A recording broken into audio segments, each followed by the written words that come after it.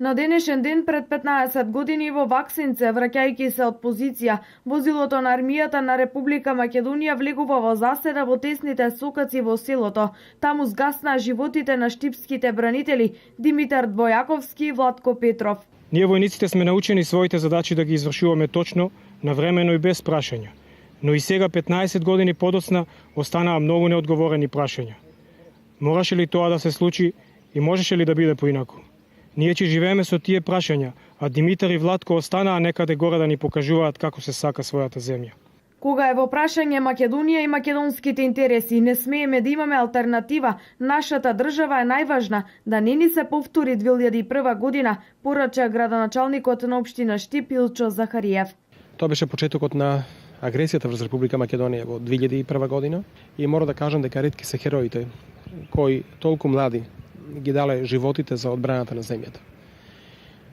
Народот кој има такви херои мора да се сеќава на нив. Мора да се сеќаваме затоа што оваа Република Македонија е створена од крв и од пепел. Сакам да порачам дека да не се повтори 2001 година и да пратиме на порака за мир во светот, секаде каде има војна да застане, затоа што таа носи само несреќи, носи страдања, носи болести, носи уништување.